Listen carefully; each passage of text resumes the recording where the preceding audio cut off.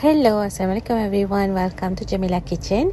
இன்றைக்கி நம்ம கிட்ஸ்க்கு ரொம்ப பிடிச்சமான ஒரு ரெசிபி தான் பார்க்க போகிறோம், பாஸ்தா. ஸோ அதுலேயும் நம்ம இன்றைக்கி பண்ண போகிறது பொலோக்னீஸ் பாஸ்தா. வாங்க எப்படி பண்ணுறதுன்னு பார்க்கலாம்.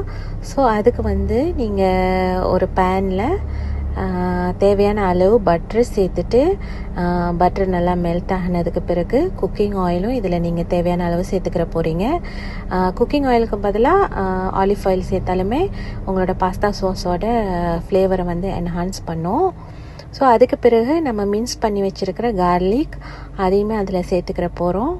ஸோ உங்களோட ஆனியனுமே அதே மாதிரி சின்ன சின்னதாக கட் பண்ண ஆனியனை தான் நம்ம இதில் சேர்த்துக்கிற போகிறோம்.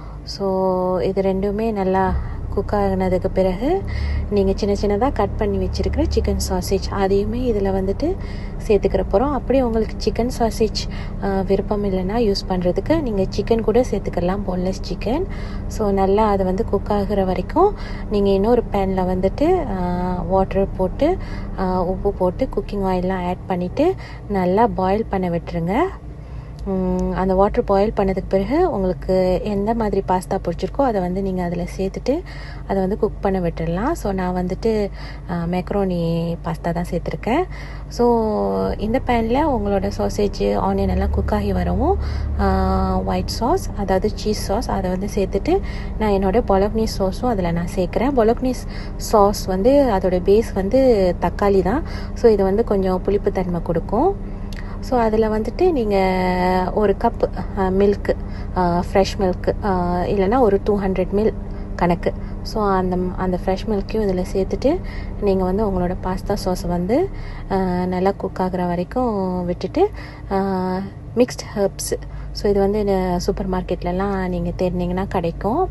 ஸோ இது ரொம்ப முக்கியம் பாஸ்தா சாஸ்க்கு. இதுதான் பாஸ்தா சாஸோட ஃப்ளேவரையே என்ஹான்ஸ் பண்ண போகிறது. ஸோ அதையும் மிக்ஸ் பண்ணிவிட்டு நீங்கள் நல்லா உங்களோட பாஸ்தா சாஸை குக் பண்ணிக்கிறீங்க. அதுக்கு பிறகு செடர் சீஸ் ஸ்லைஸ்லேயும் கிடைக்கும். ஸோ அதை நீங்கள் இதில் சேர்த்துக்கிடலாம். சேர்த்துட்டதுக்கு பிறகு நல்லா மிக்ஸ் பண்ணி விட்டுக்கிறேங்க. ஸோ உங்களோட பாஸ்தா குக் ஆனதுக்கு பிறகு வாட்டரெல்லாம் ஸ்ட்ரெயின் பண்ணிவிட்டு ஒரு பவுலில் ரெடி பண்ணி வச்சுக்கிறேங்க.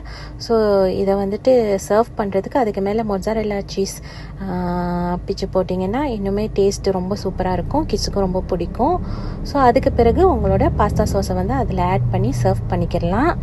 அப்படி நீங்கள் லஞ்ச் பாக்ஸ்க்கு கட்டி கொடுக்குறதா இருந்தால் சாஸை தனியாகவுமே நீங்கள் இன்னொரு கண்டெய்னரில் போட்டு நீங்கள் ரெடி பண்ணிக்கிறலாம். சாப்பிட்றப்போ ஒன்றா சேர்த்து மிக்ஸ் பண்ணி சாப்பிட்டுக்கிறலாம். ஸோ கண்டிப்பாக ட்ரை பண்ணி பாருங்கள்.